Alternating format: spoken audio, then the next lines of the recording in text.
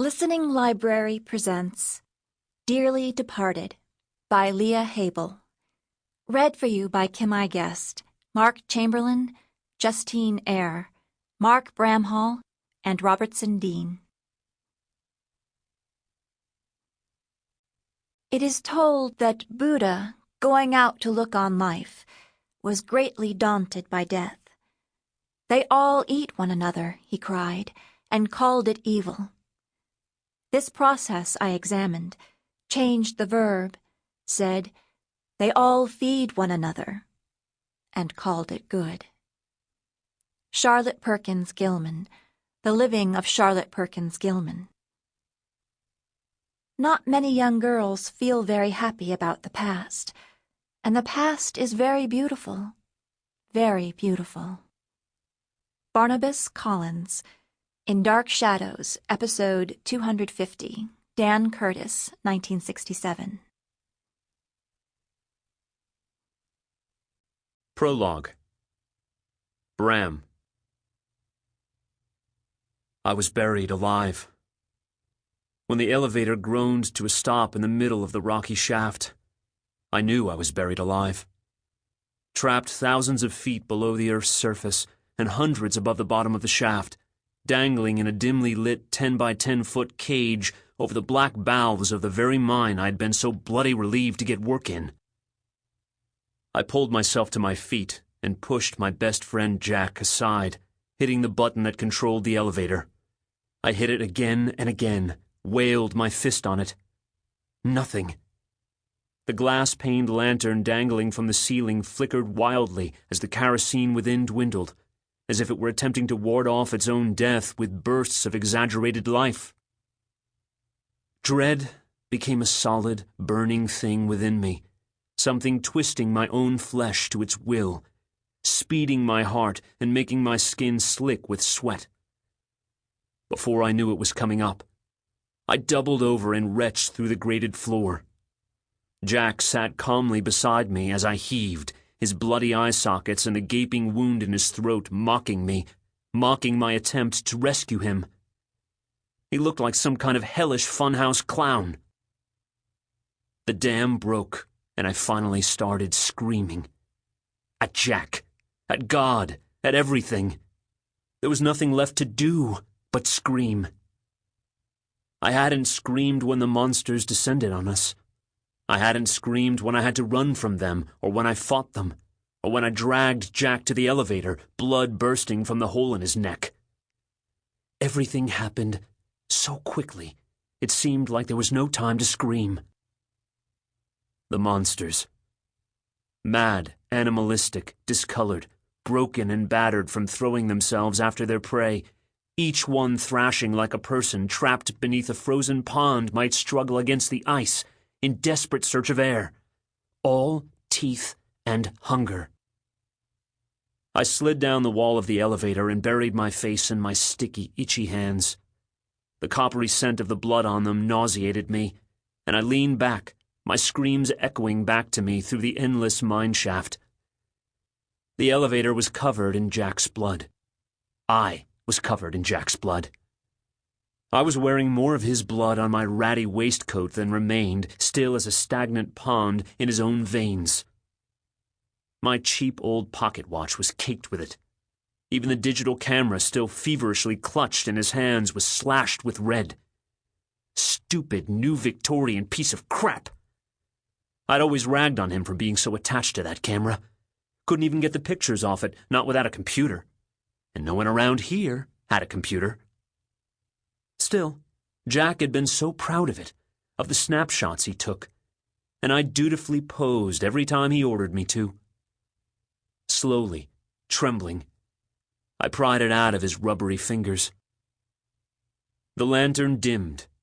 I tried not to panic.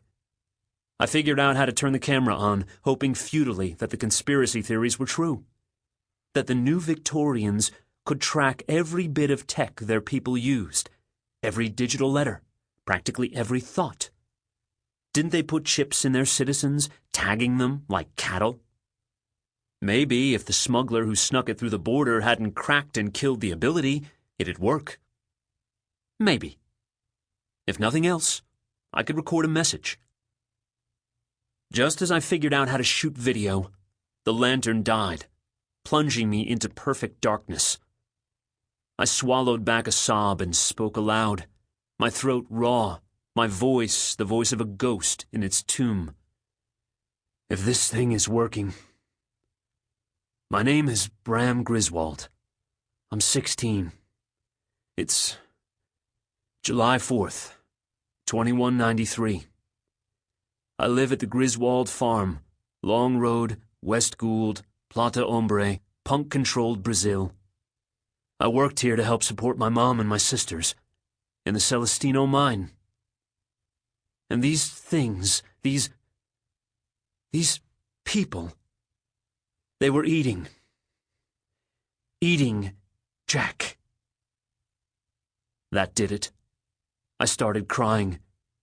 I dug my nails into the wounds in my own arms, the places where the monsters had bitten me, seeking desperately to use pain to pin myself to reality, to coax my mind back from the edge. It didn't work. I said it. I'm pretty sure I'm going to die here. Emily, Addie, I'm sorry. Tears ran into my mouth, a strange relief after the taste of vomit. I'm so sorry. 1. Nora. I slipped a white hand between the heavy velvet drapes. Is it here, Nora? No, I murmured. The girl standing behind me released a huff of air and tugged impatiently at her cuffs.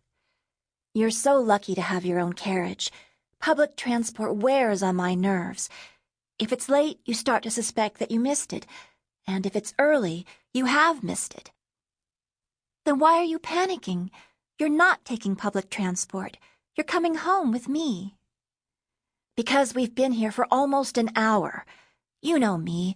I grow anxious whenever I have to wait, whatever I'm waiting for. Remember that time our final grades were delayed for a day due to a computer mishap? God, I thought I was going to die. I lent only half an ear to Pamela's nervous chattering, my gaze drifting back to the yard outside. The wrought iron gates of St. Cyprian's School for Girls were flung wide, and a steady stream of electric carriages poured in through them, sleeker and curvier than those of the first Victorians, and designed with room for a driver within.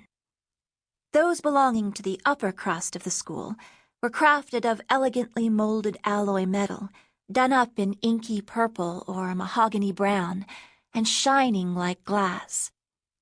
A few of the richest girls had their own carriages, and these were pearly white to indicate the, largely imagined, innocence and purity of their passengers. The carriage that would come for me would not be white, so I felt compelled to add, "And it isn't mine, Pamma. It belongs to my aunt." I know. Pamela Rowe, my best friend since childhood, stepped in front of me and resumed sitting atop her steamer trunk. She was of Indian heritage and average looks, with black, sweet eyes and long hair the color of chocolate. "We could carry the trunks down to the yard," I offered. It was the last day of the term, and the halls of the school were noisier than usual. Everyone was heading home for the holidays. A sea of trunks and swirling skirts churned just outside the alcove where Pam and I had squeezed ourselves and our things. The window there afforded a good view of the crowded courtyard below. "We'd end up crushing ourselves." Pamela cut her eyes to the hall. "Being crushed is very unladylike. I'd rather wait for a porter."